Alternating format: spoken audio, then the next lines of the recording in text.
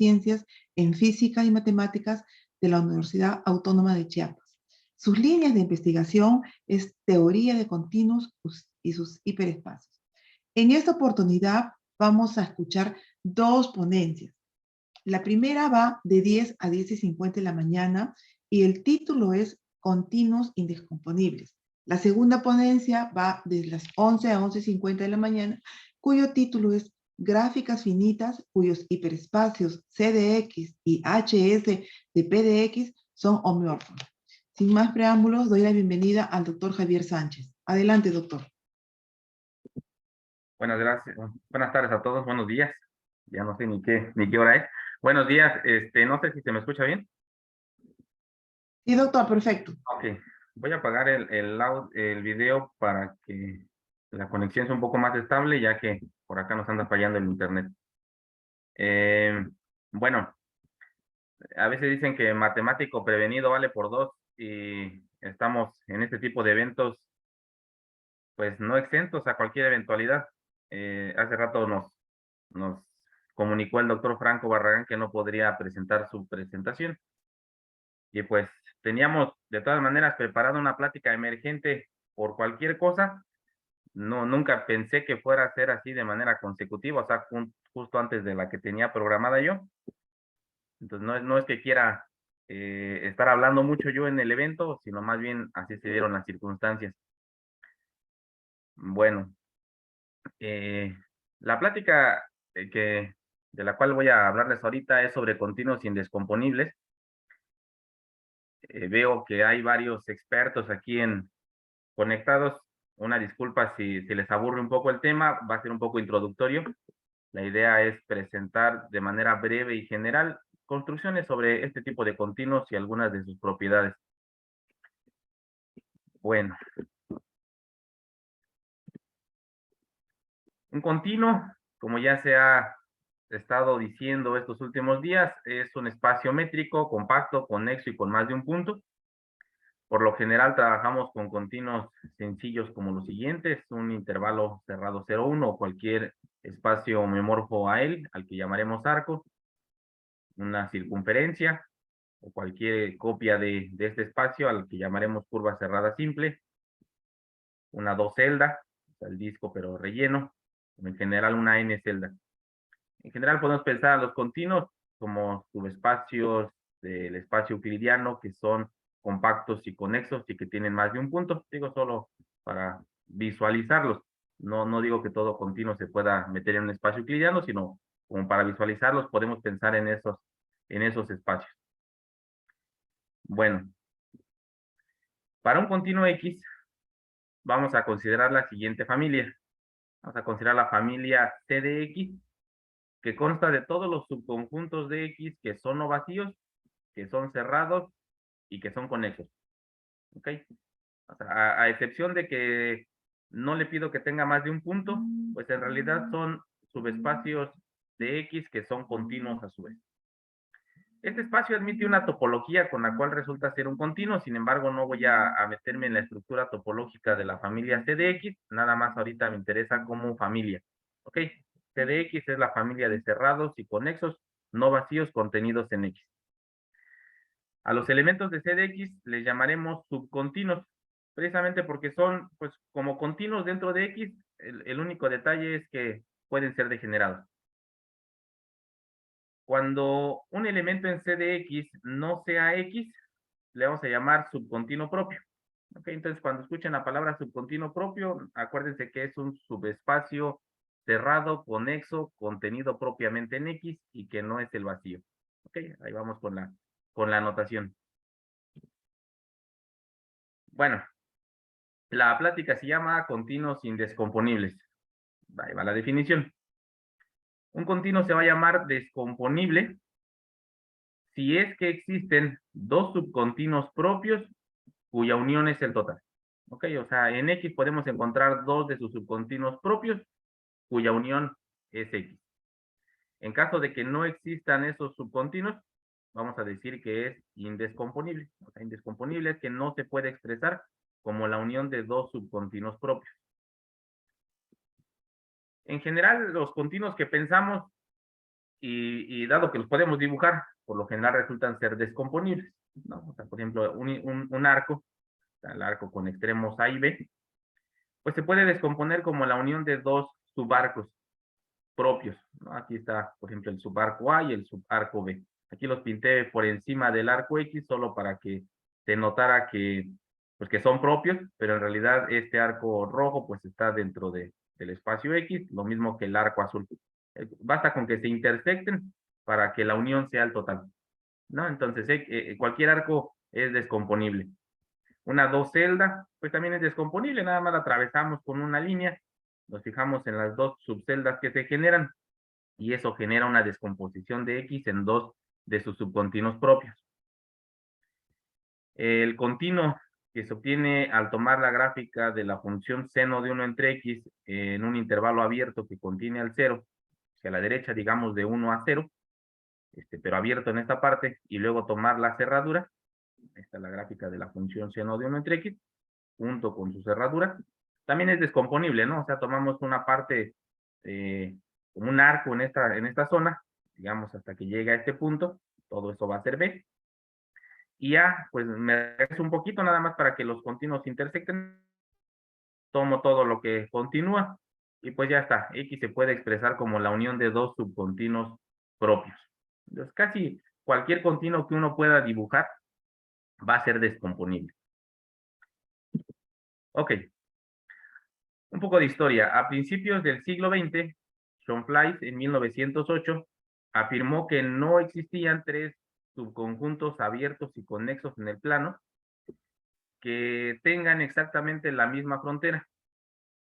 Y por esos años, a esta conjetura se le conoció como la conjetura de Schonflies, por ahí de 1908. Afirmaba eso, no existen tres subconjuntos abiertos y conexos en el plano que tengan la misma frontera.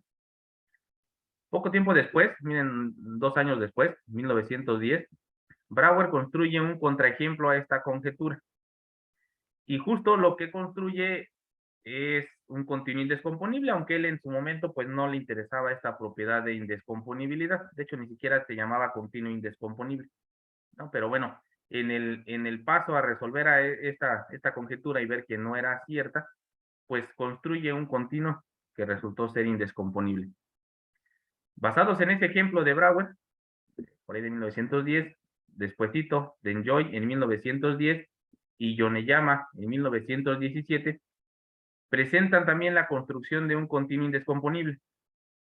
El continuo que presenta Yoneyama es el que se conoce hoy como los lagos de Wada, ¿no? Y de hecho fue construido por su profesor, el profesor Wada, y Yoneyama, justo ahí en el artículo donde lo presenta, él le da todo el crédito al profesor Wada. Entonces por eso se llaman lagos de Wada.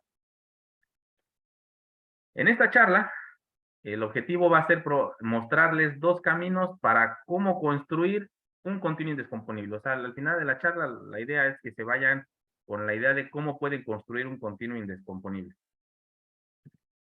Ok.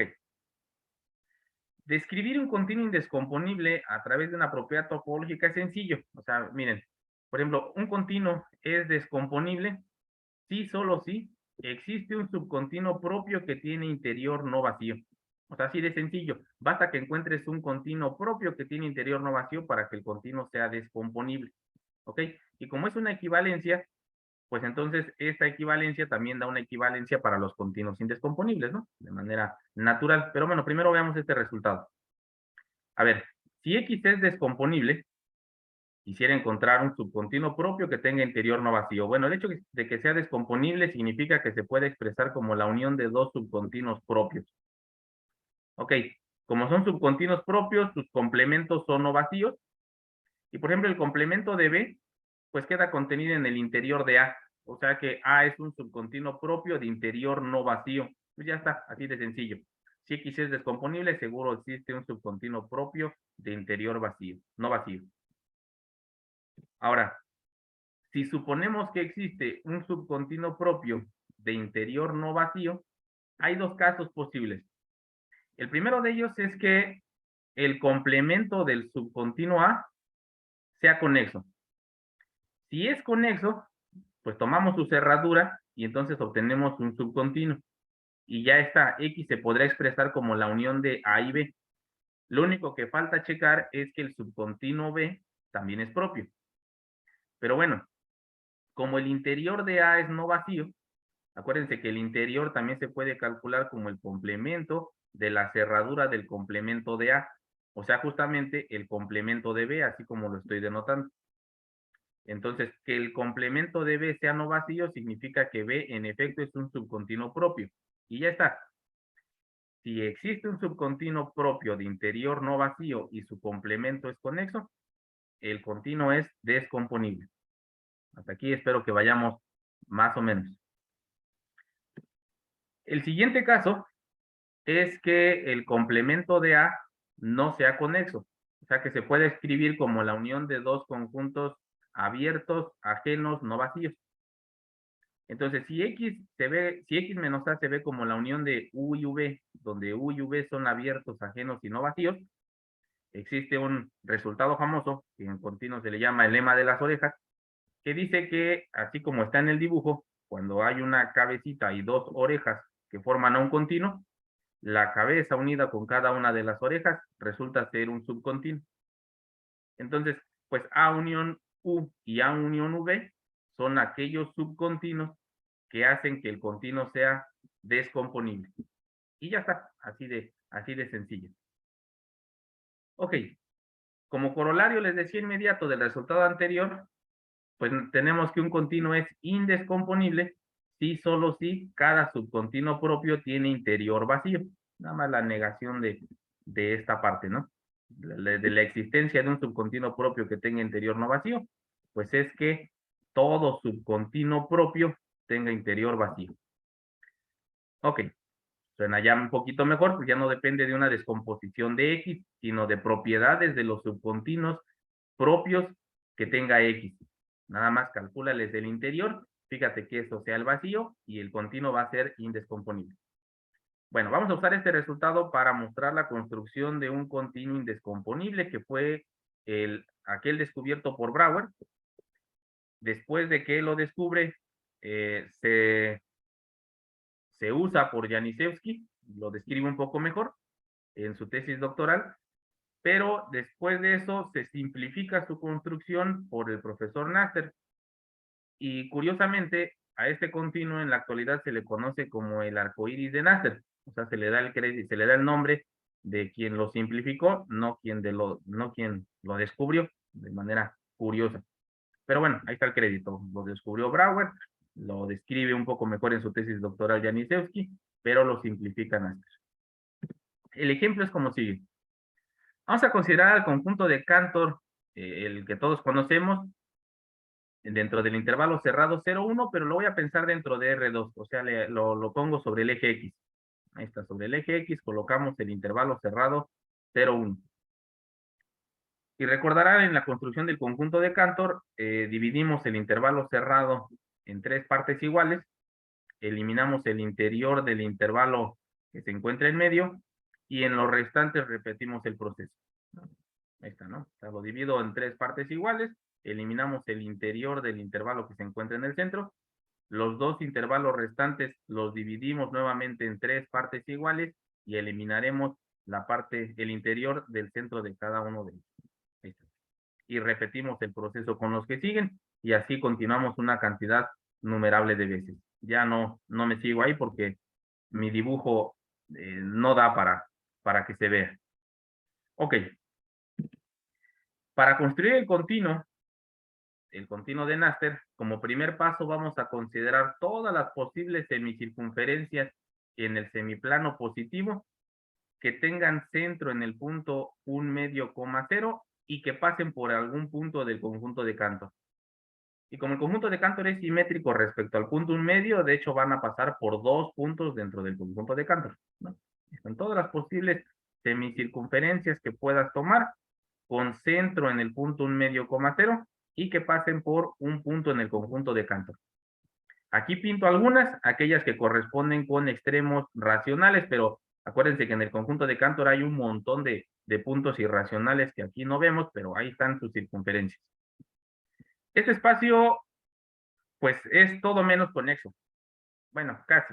porque sí tiene componentes conexas más o menos grandes, pero no es conexo, ¿no? Están muy desconectados estos dos, todas estas circunferencias, semicircunferencias.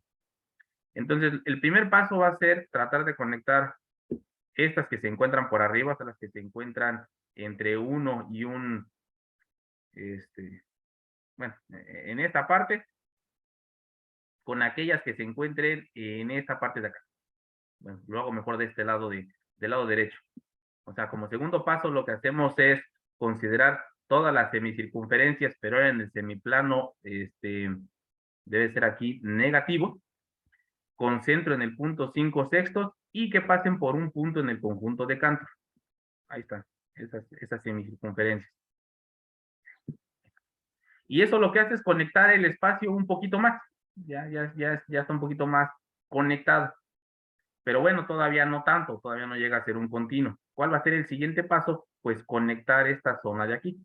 Vamos ahora a considerar semicircunferencias que conecten esta parte y luego semicircunferencias en esta otra y luego en esta otra y así continuamos una cantidad numerable de veces y pues hay que creer que lo que queda al final sí es conexo y por tanto es un continuo. Digo porque el conjunto de Cantor es compacto.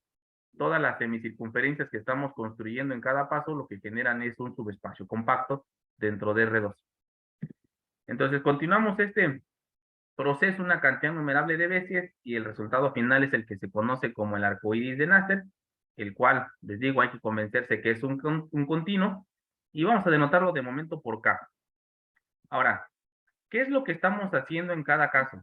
En cada caso lo que estamos construyendo son arcos. Al final de cuentas son puros arcos. Esos arcos no se están pegando, bueno, más bien una vez que los pegas, lo que obtienes es un arco un poquito más grande. Por ejemplo, miren, aquí este arco que se formó ya quedó grandote. Hasta ahí llegó. Ahora, si hubiera pegado con ya los de acá, pues se hubiera unido con el de aquí, empieza a dar la vuelta y regresa. Hasta aquí terminó, pero como lo uní por acá, pues continúa y ahí sigue. O sea, se pone, el arco empieza a avanzar cada vez más acercándose a este punto, pero siempre va y viene. Bueno, no es fácil también de probar esto, pero resulta que todos los subcontinuos propios de este espacio son arcos. Y les digo, no es tan fácil de convencerse porque acuérdense que hay un montón de puntos que no aparecen aquí dibujados, todos los irracionales, pero en cada uno de ellos lo que fui construyendo fueron semicircunferencias. Entonces, imagínense que solo estoy pegando semicircunferencias y luego con las de abajo. Al final lo que estoy considerando solo son arcos. Y esos arcos, por el hecho de que los puntos en el conjunto de Cantor todos son puntos límites, pues o sea, el conjunto de Cantor es perfecto, pues resulta que todos los arcos contenidos en el conjunto, en el arco iris de Násser, pues tienen interior vacío. Y entonces, esta es una manera de probar que el continuo K es indescomponible, ¿sale? Entonces, la idea es verificar que los subcontinuos son arcos y que tienen interior vacío. Bueno, a lo mejor se ve medio engañosa aquí la construcción, a ver si las que siguen o lo que sigue los convence un poco más. Bueno, hay que recordar que en un espacio métrico compacto X, toda familia numerable de subconjuntos cerrados, aquí me faltó poner que están cerrados, de interior vacío, tienen como unión algo vacío, el teorema de Ver, ¿no? Conjuntos que tienen interior vacío tienen como unión, cuando es una cantidad numerable, algo de interior vacío. Pedimos que los conjuntos sean cerrados. Ok, ese es algo importante que vamos a ocupar. Ahora, si X es un continuo indescomponible, entonces acuérdense que si eliges subcontinuos propios, esos tienen interior vacío. O sea que si tú eliges una cantidad numerable de subcontinuos propios, la unión va a tener interior vacío y por tanto, pues no puede ser el total. Entonces, cuando el continuo es indescomponible, no solo no se puede expresar como la unión de dos subcontinuos propios, sino que no se puede expresar como una unión numerable de subcontinuos propios. ¿Ok? Eso es una observación también importante. Ahora, dados un continuo X y P uno de sus puntos, se define la composante de P en X, y la voy a denotar así, la composante de P en X, así la voy a estar leyendo, como la unión de todos los subcontinuos propios que contienen AP. ¿Ok? Está la unión de todos los subcontinuos propios que contienen AP. Es decir, un punto va a estar en la composante, de manera puntual, si existe un subcontinuo propio que contiene al punto P y al punto al cual me estoy refiriendo en la composante. ¿Ok? Acuérdense de eso. Composantes son los puntos para los cuales existe un subcontinuo propio que contiene al punto y, bueno, al punto que estoy eligiendo aquí como X y al punto P. Ok. Es claro que si un punto está en X, el mismo punto está en su composante, ¿no? Porque los conjuntos unipuntuales se vuelven subcontinuos propios. Ahí está. Cada conjunto unipuntual está dentro de, perdón, cada conjunto unipuntual es un subcontinuo propio, entonces P es parte de su composante. Ahora, por otra parte, si X es descomponible, acuérdate que existen dos subcontinuos propios cuya unión es el total. Pero la intersección entre ellos debe de ser no vacía porque X es conexo. Entonces, si a X lo expresamos como la unión de dos subcontinuos propios, al menos hay un punto en la intersección. Como A es un subcontinuo propio que contiene al punto P, entonces todo el subcontinuo propio es parte de la composante. Como B también es un subcontinuo propio que contiene a B, al punto P, B es parte de la composante. O sea que la unión de A y B está contenida en la composante. Bueno, no le queda otra más que la composante ser el total. ¿Ok? Eso por un lado. Por otro lado, observa que también para cualesquiera dos puntos en X, las composantes aquí se intersectan. Eso nada más es observar pues esta descomposición del espacio X. Pero lo importante es existe un punto al menos en donde la composante es el total. ¿Ok? Cuando X es descomponible. O sea que si quisieras mostrar que un continuo no es descomponible, o sea que es indescomponible, bastaría con encontrar dos puntos en donde las composantes sean ajenas. ¿Ok? Bastaría con eso, porque en los descomponibles pues no pasa esta parte. Pero entonces la pregunta es, ¿será que en cualquier continuo indescomponible hay dos puntos que tengan composantes ajenas? O sea, que se cumpla esto del párrafo anterior. Vamos viendo. Pues resulta que, primero, el hecho de que la composante sea una unión de subcontinuos propios que contienen AP, hace que la composante se pueda escribir como una unión numerable de subcontinuos propios que contienen AP. O sea, no te tienes que fijar en todos los subcontinuos que contienen AP, sino de esos puedes elegir una cantidad numerable. ¿Ok? Eso facilita mucho las cosas. ¿Cómo verificamos esto?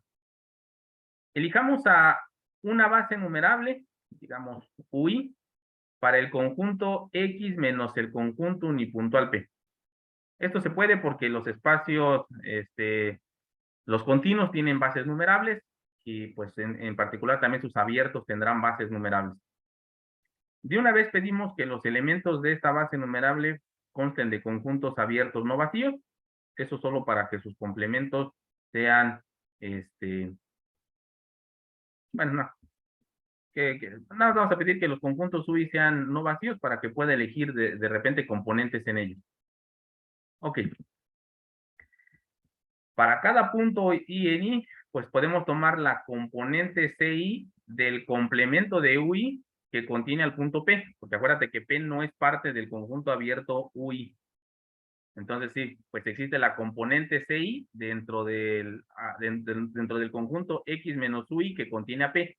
Como UI es abierto, pues estas componentes se vuelven subcontinuos.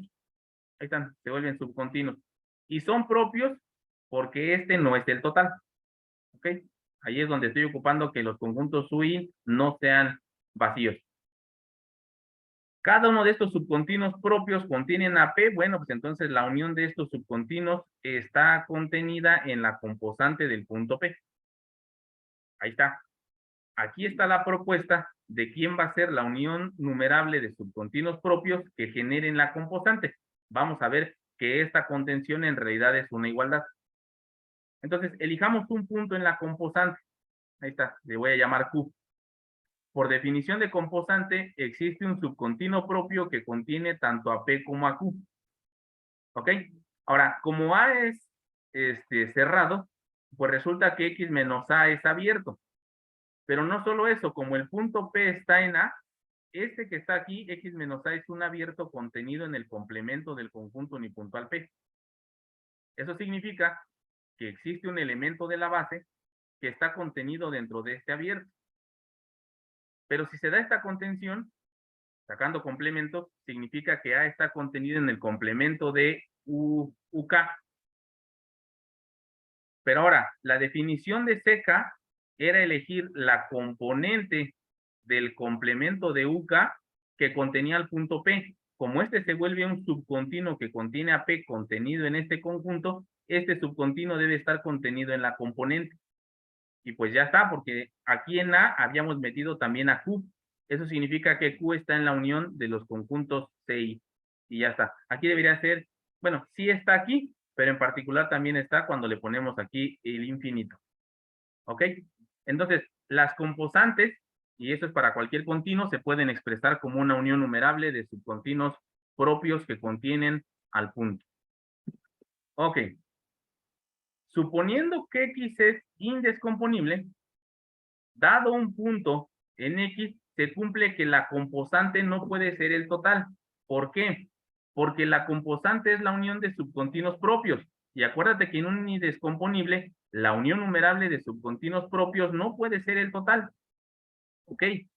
Entonces, cuando X es indescomponible, la composante nunca va a ser el total. A diferencia del caso descomponible, que el espacio X siempre es la composante de uno de sus puntos. Ok. Como la contención aquí es propia, podemos elegir un punto Q que no esté en la composante de P. Vamos a ver cómo se comporta ahora la composante de Q respecto a la composante de P. Ok, elijamos un punto en la composante de Q, llamémosle X. Por definición, significa que existe un subcontinuo propio que contiene a X y a Q. ¿Qué pasaría si el punto X también está en la composante de P? A ver, si suponemos que X está en la composante de P, también existiría un subcontinuo propio que contiene a X y a P. Entonces, a ver, recuerden, A contiene a X y Q y B contiene a X y P. Entonces, el punto X está en la intersección de A con B. Está en intersección. La intersección, pues desde luego está contenida en la unión. Y como tenemos la unión de dos subcontinuos que se intersectan, la unión se vuelve un subcontinuo. Y como estamos trabajando en el caso indescomponible, la unión no puede ser el total, o sea que la unión de A y B se vuelve un subcontinuo propio que contiene a Q y a P. Pero entonces Q en realidad sí estaba en la composante de P, contradiciendo pues esta condición. Entonces eso es imposible y por tanto las composantes se vuelven ajenas. Entonces sí, cuando X es indescomponible, seguro existen dos composantes que son ajenas. Y entonces como corolario, resulta que un continuo es indescomponible si solo si existen dos puntos de composantes ajenas. ¿Ok? Bueno, esto de que las composantes sean subconjuntos propios de X es en sí algo también interesante. Miren, si X es un continuo y elegimos un punto de tal manera que su composante esté contenida propiamente en X, pues acuérdense que eso significa que existe bueno, nada más que la contención sea propia significa que existe un punto que no está en la composante de P. Pero la traducción de esto es que cuando tú elijas un subcontinuo que contenga a Q y a P, el subcontinuo tiene que ser el total. O sea, no existe un subcontinuo propio que contiene a P y a Q. Cuando eso pasa, eso recibe un nombre especial. Vamos a decir que un continuo es irreducible entre los puntos P y Q, siempre que un subcontinuo que los contenga tiene que ser el total. Así como a manera de ejemplo, pues observen que en un arco los puntos extremos, si se llaman A y B, hacen que X sea irreducible entre los puntos A y B. El único subcontinuo que contiene a los puntos A y B es el total. En el seno de 1 entre X, está, digamos, ahora se llama Y, pues resulta que Y es irreducible entre este punto P, que es el extremo de la viborita, la colita, y cualquier elemento en la barra límite. El único subcontinuo que contiene a estos dos puntos dentro de Y es, perdón, aquí es Y, es el total. No todo continuo descomponible resulta ser irreducible, ¿no? Por ejemplo, en una circunferencia, nótense que cualesquiera dos puntos están en un subcontinuo propio. Bueno, en conclusión del hecho de que en un continuo indescomponible existen dos puntos de composantes ajenas, pues hacen que cuando X es, aquí es, cuando X es descomponible, y si suponemos que existen dos puntos de tal manera que X es irreducible entre ellos, entre los puntos P y Q, entonces el espacio se ve así, ¿no? Tenemos que X se puede descomponer como la unión de dos subcontinuos propios, pero el hecho de que X sea irreducible entre P y Q hace que los puntos P y Q no puedan estar simultáneamente en A o simultáneamente en B, por definición. O sea, siempre que un continuo descomponible sea irreducible y lo puedas descomponer como la unión de dos subcontinuos propios, los puntos de irreducibilidad quedan uno en cada lado. No sé si me explico en esa parte. Y además, no existe un tercer punto de tal manera que X sea irreducible entre X y P o entre X y Q. ¿Por qué? Porque si eliges un punto X ahí al azar, el que sea, pues el punto X o está en A o está en B. Si está en A, entonces el continuo ya no es irreducible entre P y X. Si está en B, entonces el continuo ya no es irreducible entre Q y X. ¿Ok? O sea, no existen tres puntos de tal manera que el continuo sea irreducible entre cada par de puntos de este conjunto. Eso es si existen dos puntos de irreducibilidad. Bueno, si X es irreducible entre dos. Y si de por sí no era irreducible entre ellos, pues, bueno, más bien, si X no era irreducible entre dos puntos, cualesquiera, pues mucho menos va a existir este conjunto. O sea, lo que estoy diciendo es que, a ver, déjenme recordar lo que dije aquí.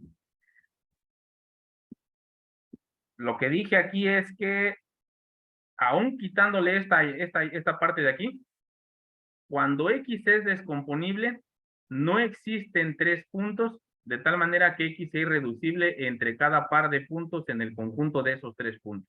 ¿Ok? Quédense con eso. Ahora, regresando al caso indescomponible. Recordemos que hay dos puntos de composantes ajenas. Hasta ahí nomás. No pasa tampoco que las composantes de la unión de estas composantes sea el total. ¿Por qué? Porque esta es una unión numerable de subcontinuos propios, este también, y entonces la unión de estas dos composantes se vuelve una unión numerable de subcontinuos propios, que como estamos en el caso indescomponible, tiene interior vacío. Esta cosa de aquí tiene interior vacío, no puede ser el total. Eso significa que existe otro punto que no está en ninguna de estas dos composantes. Ahí está, el punto no está en la unión de las composantes. Pero como estamos en el caso indescomponible, que R no esté en esta composante significa que la composante de R y de P son ajenas. Lo mismo, que la composante que R no esté en la composante de Q significa que la composante de R y la composante de Q son ajenas. Eso significa que X es irreducible entre cada pareja de puntos de este conjunto, P, Q y R. O sea que, bueno, y aquí como nota, cuando X es indescomponible, las composantes o son iguales o son ajenas. En general forman una partición del espacio. Y otra nota adicional, si X es indescomponible, entonces X tiene una cantidad no numerable de composantes distintas. Y eso se sigue de este resultado, ¿no? O sea, si X lo expresaras como una unión numerable de este tipo de composantes, como estas son una unión numerable de subcontinuos propios, expresarías a X como una unión numerable de subcontinuos propios, pero eso tiene interior vacío, porque estamos en el caso indescomponible.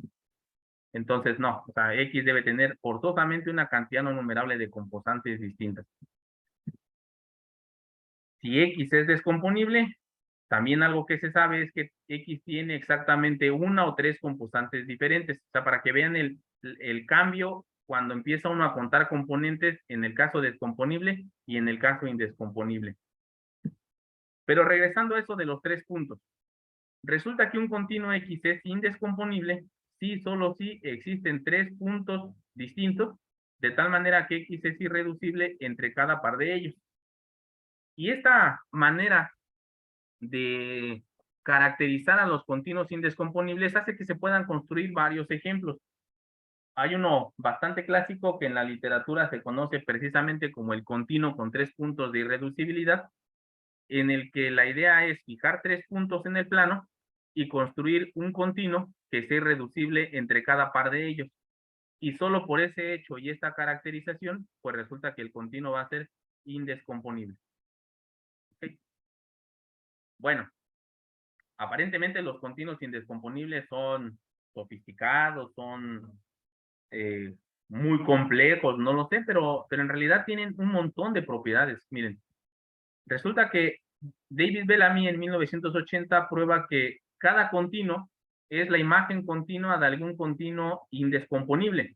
Es decir, no importa cuál sea el continuo que tú tengas, digamos X, existe un continuo, aquí debe de ser continuo, indescomponible Y una función continua y suprayectiva de Y en X. O sea, todo continuo viene de ser imagen continua de un continuo indescomponible. En aquel momento él preguntaba si era posible cambiar esta hipótesis de indescomponible por algo más fuerte. Y resulta que sí. Recientemente, en el 2019, el mismo profesor Bellamy prueba que cualquier continuo X, no importa cuál sea este, es la imagen continua de un continuo hereditariamente indescomponible. Hereditariamente indescomponible significa, aquí está mal el diagrama, debe de ser f de y en x, ¿ok? Bueno, continuo hereditariamente indescomponible significa que no solo x, no solo el espacio es indescomponible, sino que cada uno de sus subcontinuos propios también es indescomponible. Está todavía más enredado que esto. Pero miren, cualquier continuo es la imagen continua de algo que es hereditariamente indescomponible. Este resultado está bastante violento. Bueno, un continuo X se llama hereditariamente equivalente si cada uno de sus subcontinuos que tengan más de un punto son homeomorfos a él. O sea, para cada subcontinuo que elijas de él, que no sea degenerado, existe un homeomorfismo de X en él. El día lunes, si no mal recuerdo, no, o fue ayer, el profesor Castañeda los mencionaba estos espacios, pero él estaba interesado en sus segundos productos simétricos. Aquí no, aquí nada más la definición. Bueno, ¿qué se sabe? Se sabe que el único continuo descomponible hereditariamente equivalente es un arco. O sea, quieres uno de estos y que sea descomponible, solo va a haber uno, que es el arco. Se sabe que existe un continuo hereditariamente indescomponible, que es hereditariamente equivalente, aquel llamado pseudoarco, que también ya se ha mencionado en algunas pláticas que se han estado dando.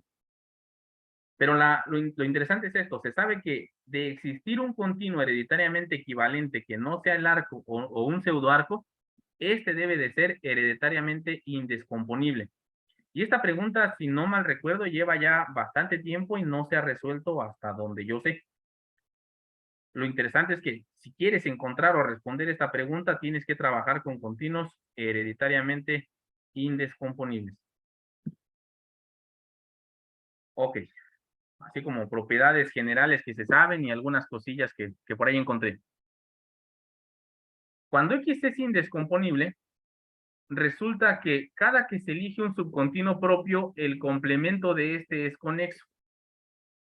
Y de hecho, si eliges un subconjunto de X que no intersecte al menos una composante, pues su complemento va a ser conexo, porque las composantes se vuelven subconjuntos densos y conexos en X. O sea, básicamente esto se sigue de ese hecho, de que cada una de las composantes es un subconjunto conexo y es denso. Y que en los indescomponibles, pues las composantes son ajenas 2 a 2. El lunes que escuchaba al profesor Raúl y que platicaba así de problemas, de conjuntos que no se paraban y demás, me acordé que hace algún tiempo estuvimos trabajando este problema, solo por si anda aquí el profesor Raúl para que vea que no se me ha olvidado, pero también informo que no me ha salido nada. No se sabe exactamente cuál es la familia de los cerrados dentro de un continuo indescomponible cuyo complemento sea conexo. No está caracterizado este conjunto. No sabemos cuál es. si no mal recuerdo, y si por ahí está para que me lo corrija, no lo sabemos inclusive para el arco iris de Náster. No lo sabemos. Por ahí teníamos alguna conjetura, pero luego encontramos un resultado que hablaba sobre conjuntos perfectos en continuos indescomponibles y eso nos desanimó un poco, pero no, ahí está una pregunta como que se puede trabajar de manera, es fácil de entender, pues, pero ahí está abierta, ahí se las dejo, por si alguno de ustedes tiene la respuesta y nos quiere ayudar con este problema. Saber exactamente cuáles son los cerrados dentro de un continuo indescomponible cuyo complemento sea conexo. Y pues disculpen que haya sido más o menos rápido esto, pero era un tanto improvisado. Entonces, pues gracias y aquí seguimos.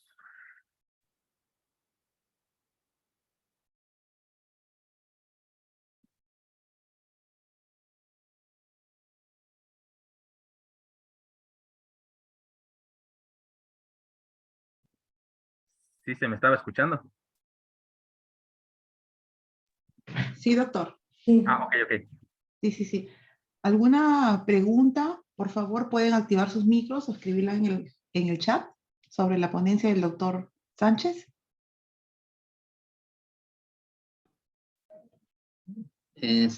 Yo, Raúl Escobedo, ¿Qué desde tal, la profesor? ciudad ¿Cómo de está? Puebla. Hola, tuve alguna actividad acá en mi escuela y llegué tarde a la conferencia, a tu conferencia, pues, pero sí alcancé a escuchar algunas cosas. Mencionas que alguna vez pensamos, pues. No, pues nada más me gustaría si tienes, cuando tengas un tiempecito, de si me envías lo que presentaste para verlo completo. Si me envías tu archivo para que eh, pues para repasar tu plática, porque te digo que llegué tarde,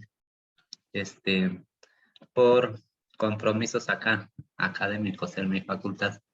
Y pues nada más un saludo, que me da gusto que sigas pensando en problemas que algunas veces pensamos.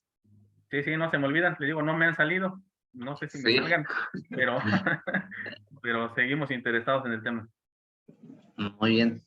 Dale, pues muchas gracias. Saludos para todos. ¿Alguna otra consulta de la audiencia, por favor? ¿Alguna pregunta sobre el tema expuesto por el doctor Buenos días. Sánchez? Disculpe, quería hacer una pregunta. Doctor Javier, buenos días. Buenos días. Quería, quería saber si existe caminos para construir los continuos hereditariamente descomponibles. Pues yo solo conozco una técnica que es la de usando cadenas torcidas con la que se construye el pseudoarco. Más bien, el único continuo hereditariamente indescomponible que conozco es el pseudoarco y su construcción. Fuera de eso no conozco alguna otra, pero la técnica son cadenas torcidas. Ok, profesor, gracias. Sí. O Así tal como vez, una receta para construir más, la verdad no lo sé. ajá, No la sé. ya, profesor, gracias.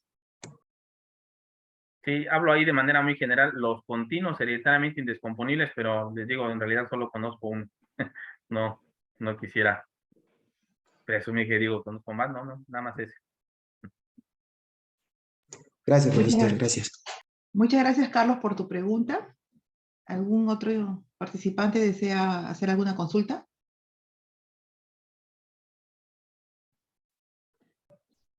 ¿Podría opinar respecto de la pregunta Claro. de Carlos? Tampoco tengo la respuesta así completa, pero recuerdo que en el segundo capítulo de este libro de Nadler, de teoría de continuos, si no sé si es el segundo capítulo, en el capítulo que habla de límites inversos, Ah, sí, es cierto. tiene ahí un resultado para obtener con límites inversos continuos indescomponibles. O sea, bajo ciertas condiciones que le pones a las funciones de ligadura en la sucesión inversa,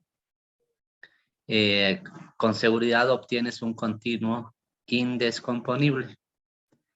No sé si pueda uno moverle un poco a ese teorema para asegurar obtener un continuo hereditariamente indescomponible, ¿no? No lo sé. O sea, justo como que las funciones esas que cumplen la propiedad se les llama funciones indescomponibles, ¿no? Más o menos. Sí, creo que sí. Ajá. Pensando en que el límite inverso sea indescomponible. Pero Sí, hereditariamente indescomponible, no, yo no he visto eso, ¿eh? Con límites inversos, sí, ¿no? sí, o sea, a mí me gusta, a lo mejor no sea difícil pensarle un poco a ese teorema, decirle, pues modifico un poco las hipótesis para asegurar que el límite sea hereditariamente indescomponible. ¿Y cuál será el límite? Pues quién sabe qué resulte, pues, pero algún límite será.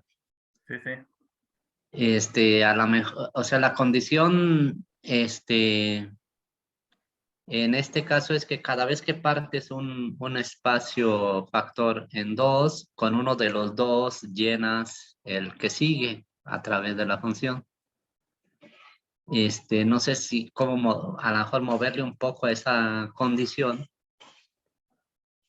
para asegurar que el límite obtenido será hereditaria, más que indescomponible, hereditariamente indescomponible. Habría Habría que revisarlo. que revisarlo, sí. Eso es lo que puedo opinar. O sea, no es respuesta, sino una sugerencia de por dónde buscarle. Gracias, perdón. No, más bien gracias por recordar eso de los límites inversos. Sí, yo me acordaba de ese, pero para indescomponibles. Digo, para hereditariamente indescomponibles, pues no, nada más.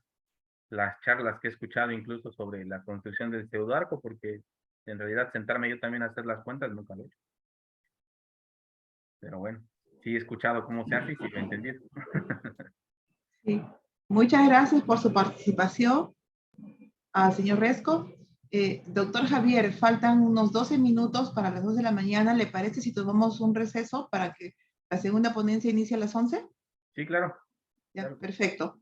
Estimados participantes, a las 11 de la mañana regresamos. Gracias.